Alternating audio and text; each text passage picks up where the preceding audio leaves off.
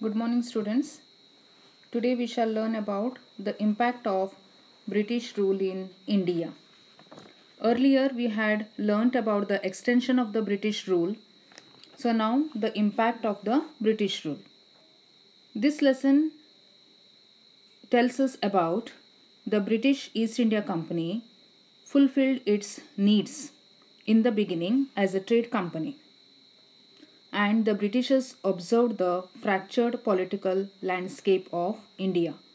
Fractured political landscape means the broken political landscape of India. And hundreds of ruling dynasties were competing with each other. They were not united within themselves.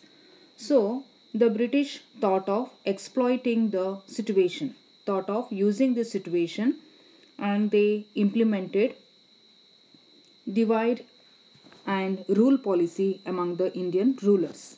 And they started slowly to control all the rulers and dominate them. So, in order to achieve complete domination in India, they employed war and negotiation methods cleverly.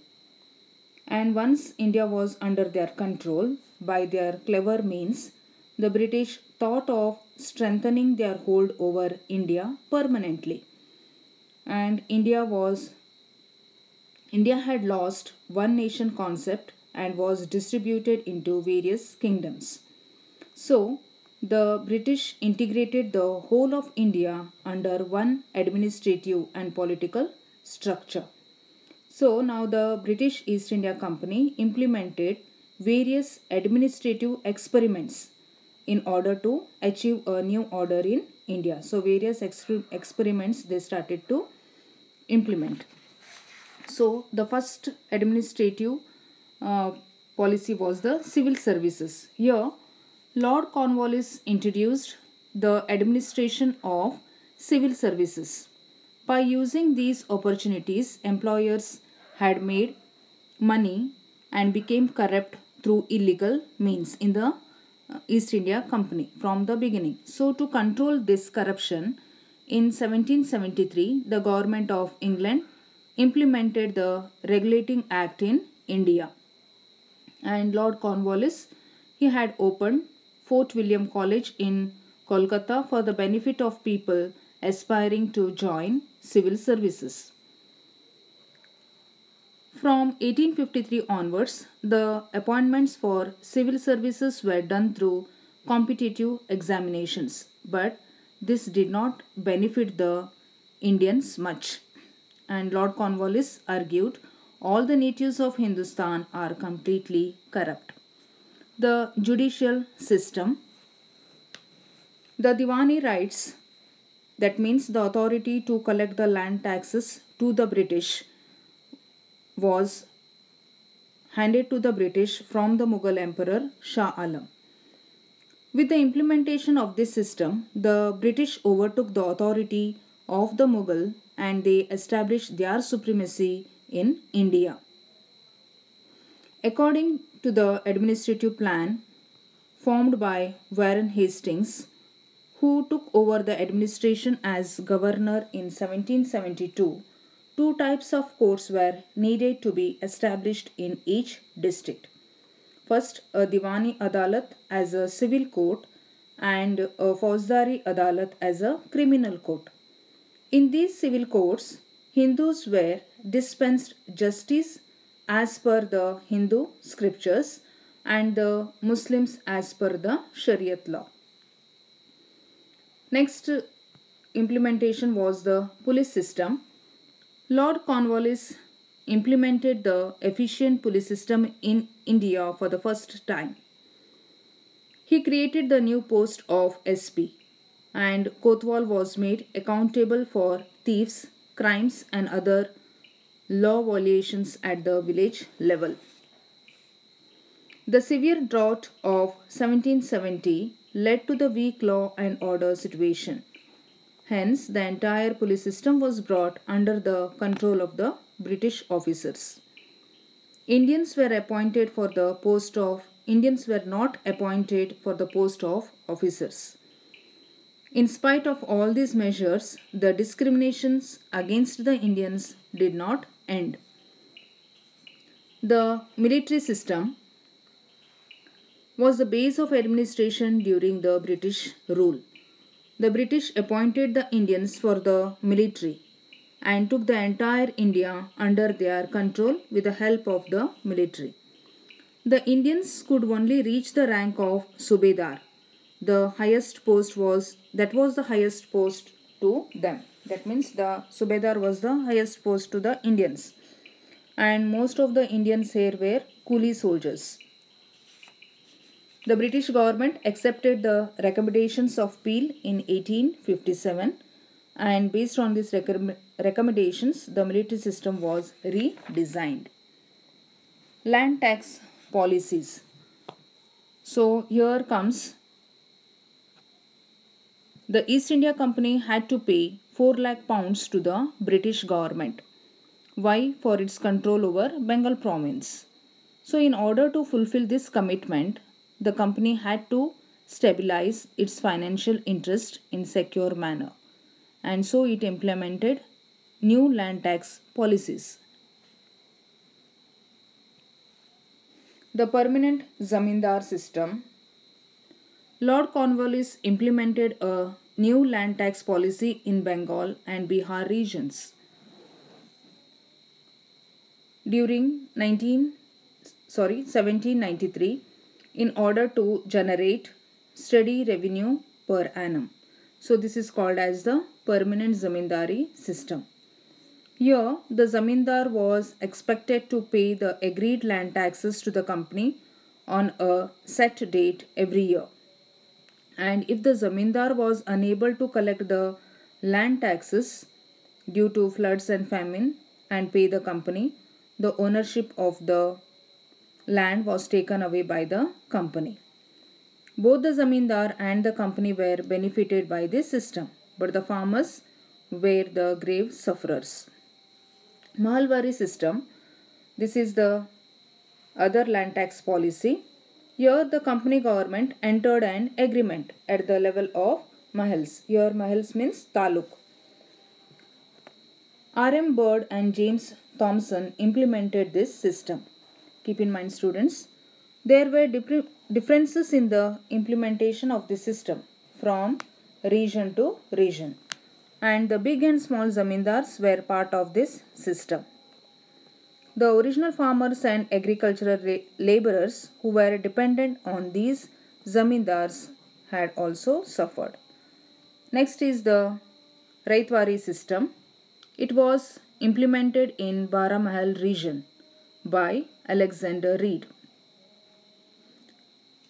Under this system, both the farmer and the company were directly linked, and the tiller of the land, that means one who is working in the fields, he was recognized as the owner of the land, and the owner had to pay 50% of produce, whatever he is producing in the field, 50% of the produce he had to give as a land tax to the company government, and the land tax had 30 years tenure agreement.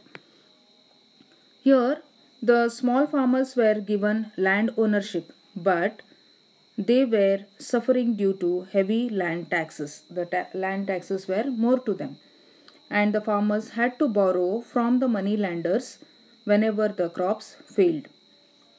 What was the impact of the British land tax system? So, there are 6 points here which is very important. A new class of zamindars who exploited the farmers were created. Next, the farmers who were working heavily by the work of the zamindars became landless slowly, and land became a commodity, and loans could be raised by mortgaging the lands. Many zamindars had to mortgage their lands in order to pay the land taxes. Agriculture became commercialized and had to grow raw materials. And the last point is the money lenders became strong. Next is the modern education system. In India, the traditional education was in practice for a long time, and certain changes occurred in the traditional education system during the rule of Muslim kings. New schools were started for the children of British and Europeans who were living in India. Warren Hastings facilitated the expansion, or he was um, considered as the important person for the expansion of the modern education in India. The British education in India received special support after the appointment of Lord William Bentinck. In his policy aimed at the creation of new class of Indians who are Indian by body but British in intelligence, opinion and taste. So, the use of English medium in Indian learning system was started in the year 1830s. The Governor General Lord Dalhousie established universities in which places? Kolkata, Bombay and Madras. So, what was the impact of the British education in India? There are 7 points here. Indians could develop modernity, secularism, democratic attitudes. Second, they received importance for the local literature and languages also. Periodicals started emerging. Then, social and religious reformation movements emerged. Then, the thoughts of the thinkers like J.S. Mill, Rousseau, etc., brought fresh thinking in the mind of educated youth of India. Then, the freedom struggles that were taking place across the global influenced the Indians also. And the last point, Indians could understand and appreciate their rich tradition. That means Indians understood what has to be appreciated and how it has to be appreciated about the rich tradition in India. So, like this, the new thinking and cultural perception that emerged due to the British education system created a new generation of Indians with progressive attitudes.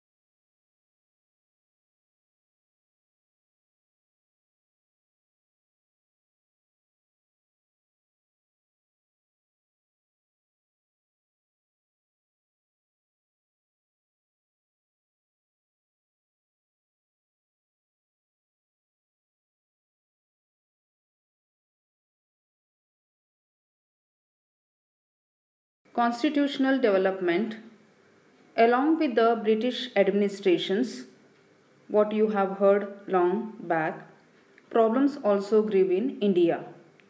So, the British attempted to create different rules in the form of law and tried to implement them. So we shall study this attempt in brief. Laws implemented during the rule of East India Company. The Regulating Act of 1773. After the implementation of Diwani rights in 1765, the greedy company officials misused this provision and became rich in a corrupt way.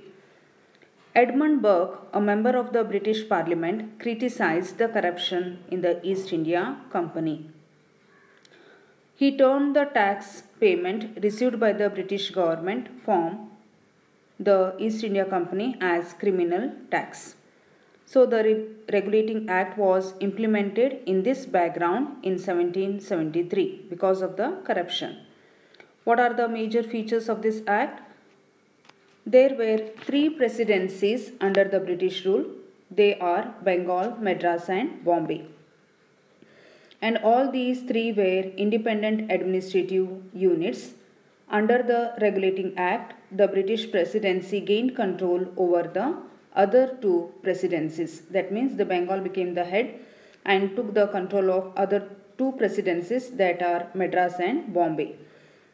Then the governor of Bengal became the Governor General of all the 3 presidencies. The Governor General was authorized to direct, exercise control and to supervise over the other 2 presidencies. According to this act, Supreme Court of Judiciary was established in Kolkata.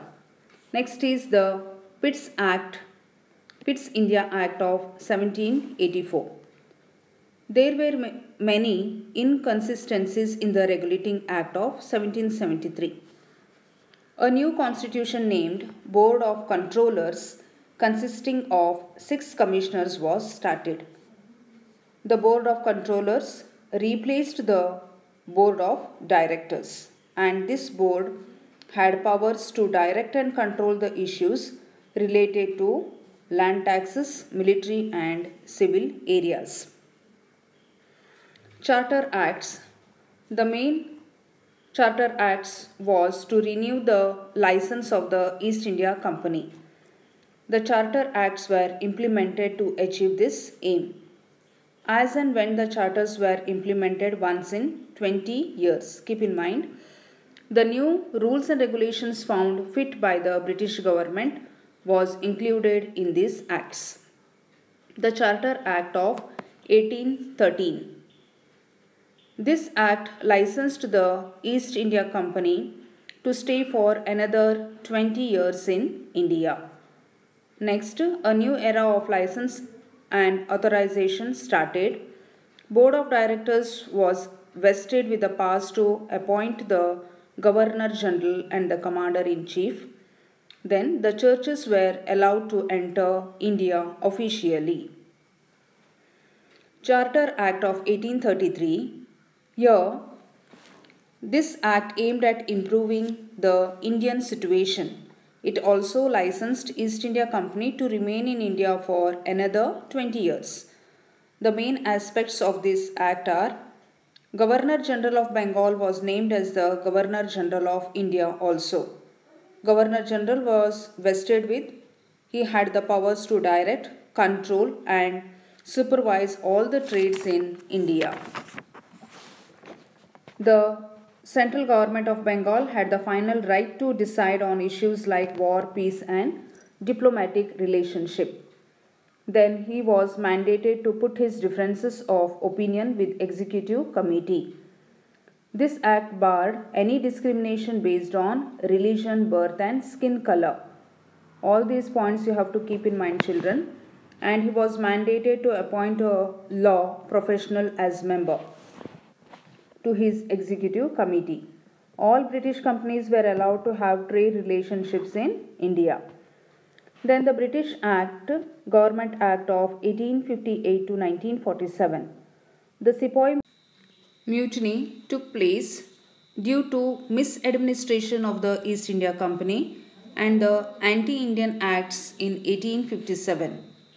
As a result, the administration of India was handed over to the British Queen from the East India Company. Indian Government Act of 1858. This act needs to be understood in the backdrop of the civil and military unrest that took place in 1857. The administration of India came under the direct rule of British government. The following are the important features of this act. The license of East India Company was cancelled and India was brought under the direct administration of the Queen. The post of Governor General was changed into Viceroy and Lord Canning became the first Viceroy of India.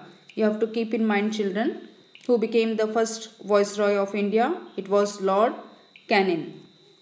Then a new post called Secretary of State for India was created in the British government. And fourth point, a Council of India was created in order to assist the Secretary in the administration. Indian Council Acts of 1861. This is an important act that came into effect after 1857. With this act, the Indians were allowed to participate in the process of creating the laws.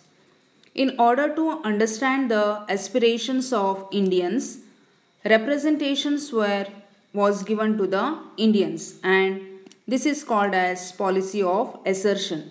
So this question also will be asked to children, what is called as the policy of assertion. So you must write, in order to understand the aspirations of Indians, representation was given to Indians. So the following are the important features of this act. First, Indians were nominated to the Council of Viceroy as non-official members. So Indians were non-official there, and Viceroy was authorized to proclaim ordinances in case of emergencies. Indian Council Act of 1892. So this act is a continuation of the Act of 1861. This Act of 1892 further extended the participation of Indians. So it was again further, the Indians were allowed to participate in the legislative bodies. The following are the important features. First, the number of additional members in the regional and central legislative bodies was increased. Second, the legislative council's authority was increased further by allowing decisions on budget related issues also. And third, provision was made to question the government on public issues by serving 6 days notice in advance. Next is the Indian Council Act of 1909. This act is also called as Minto-Marly Reformation Act. This act was used to divide and rule India. The following are the important features. The total number of Central Legislative Council members was increased to 60 from 16. That means there were 16 earlier and it was increased to 60. The number of regional council members was also increased. Representation of the regional council was allowed through elections for the first time. And in order to provide separate representation for the Muslims, separate electorate college was created. Indian Council Acts of 1919. Since Indians took active part in the First World War, Lord Montagu, who was the Secretary of the State for India, argued in favor of providing more representations to Indians in the matter of administration. So here he did not wanted Indians to be provided more participation. He was in favor of allowing people's participation in the formation of government gradually. Lord Chelmsford, who was the Viceroy, declared various reformative measures to the British Parliament on 28, 1917. The Indian Council Act of 1919 was formulated by accepting this report, and this act was also called as Montagu-Chelmsford Reformative Act. The following features are: it was formulated bicameral legislative body. Bicameral means lower house and upper house were formed. Directorship was allowed at regional governments. High Commissioner was appointed for India. It was promised to improve local self-government, and budget was separate from provincial budget was separate from central budget. Separate electoral college was extended for Muslims, Sikhs, Anglo-Indians and Europeans. So sometimes it is asked what were the features of the Indian Council Act, and what was the meaning of separate electoral college, all such things. So you have to keep in mind, students. Then Indian Government Act of 1935. This act acted as the base for the formation of Indian Constitution, our Indian Constitution. The report submitted in 1928 under the leadership of Motilal Nehru was instrumental. This act allowed the formation of fully responsible government by the Indians. This act was applicable both to the Indian principalities and also to the British India regions. What are the important features here? A system of Indian principalities, British governed regions and dominion states were formed. Reserve Bank of India was established. Directorship was established at the center. Directorship was cancelled at the regional level and autonomy was granted. Federal court was established. So, one should understand the various political developments that resulted in the formation of various acts. So, various acts were formed that helped the formation of Indian Constitution. Though these acts serve the purpose of British interest, they also include the aspirations of Indians for self-governance. So this is all about this lesson, students. Read the lesson once again. Thank you.